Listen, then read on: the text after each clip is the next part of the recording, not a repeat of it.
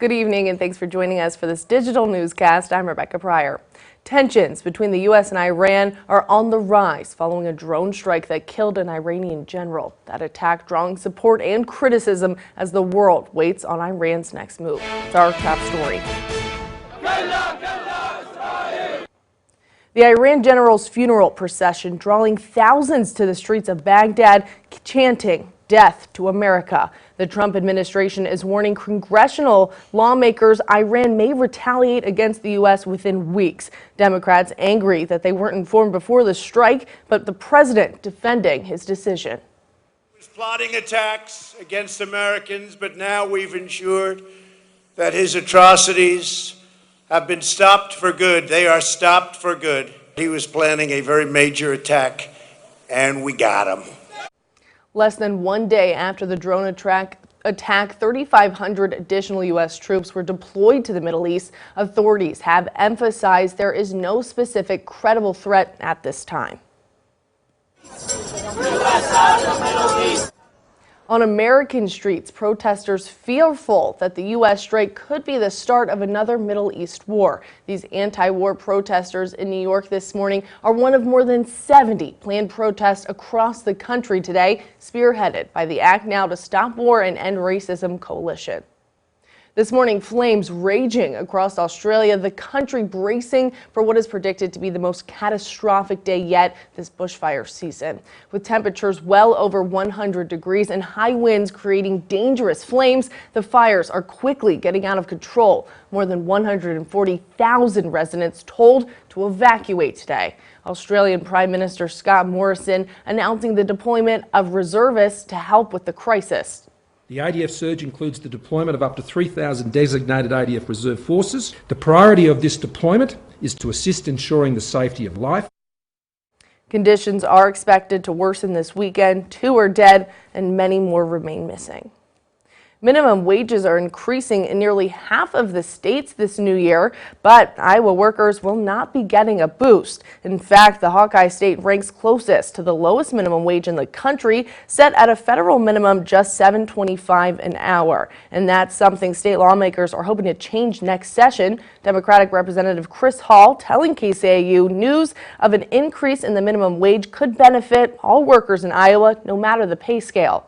It ends up creating an economic ripple that is positive in the state's economy, and it's probably overdue for the state of Iowa to improve that wage climate. Hall says raising the minimum wage will be a topic of conversation come next session.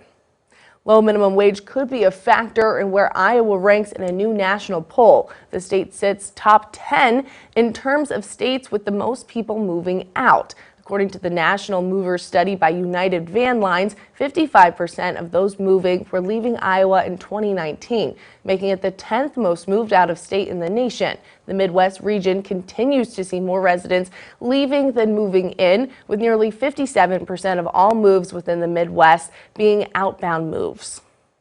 A mystery in the sky, swarms of drones, and no one knows where they're coming from. I have a gentleman on the line saying that he saw what he believed an object land in one of the fields out there. Over the past few weeks, witnesses have reported a fleet of drones seen crisscrossing the night sky above Colorado and Nebraska. But no one seems to know or will admit who they belong to. The sightings now being investigated by the state and federal agencies. Officials say the drones are not breaking the law, but there are worries about privacy and drone collisions like this one that recently damaged an LA news chopper. Every night, so they're obviously looking for something. Just tell us what are you doing? Let's solve the mystery. And on Monday, a meeting between local, state, and federal officials will be held to try and get to the bottom of that mystery. We're now joined by meteorologist Caitlin Lohr. Have you seen any drones in Nebraska lately? No, but I normally see the satellite system that NASA sent up a couple months ago. Oh, that's cool. If you look up, you can see them all in a line, and I know we've gotten, not just us, but a bunch of places have gotten emails, messages about those. So if you see that, it might not be drones, but it could be the satellite system from NASA. That's very cool. Well, are we going to see, I know yesterday we saw snow in the sky, or are we going to see any more of that coming this week? Maybe not snow, but there's a small chance for some rain showers coming up this week. But don't worry, it's not a lot, and it's going to only last a few hours. But right now, here's a current view of downtown Sioux City, where you can see conditions are dry. It's a nice, quiet night out there, but it is a little windy out there. This view is brought to you by the Ho-Chunk Center. Temperatures, not too bad at 38 degrees in Sioux City, 34 in Lamars, 32 in Orange City and Sheldon, and 31 right now in Spencer.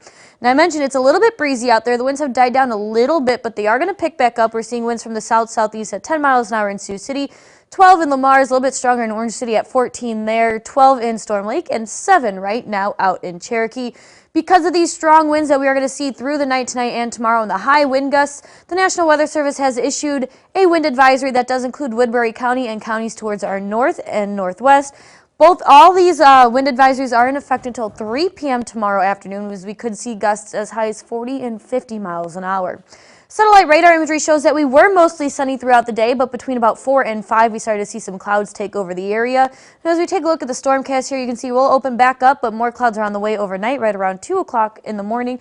But don't worry, by 7 a.m. tomorrow, those clouds are going to clear out, leaving way for sunny skies. But tomorrow is going to be another windy day with winds between 15 and 25 miles an hour. And again, gusts up to 40 possible. Then as we head into tomorrow night, winds are going to die down, clouds are going to come back. We're going to have mostly cloudy skies for Monday, but then Monday evening, we're going to see those clouds start to go away, making way for mostly clear skies and windy conditions set to return as we head into Tuesday.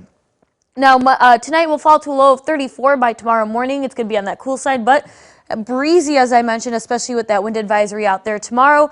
Going to be another mild day with a high of 40, but we are going to see those strong winds continue for most of the day and afternoon tomorrow. Here's a quick look at your 9 on 9 forecast going into the week ahead. 40 degrees tomorrow and sunny but windy. Temperatures for the week ahead in the 30s and 20s. Again, that chance of rain on Thursday. Again, that's only in the morning, so not too much there. Then we'll be mostly dry for the rest of the week until we could see a wintry mix return on Monday.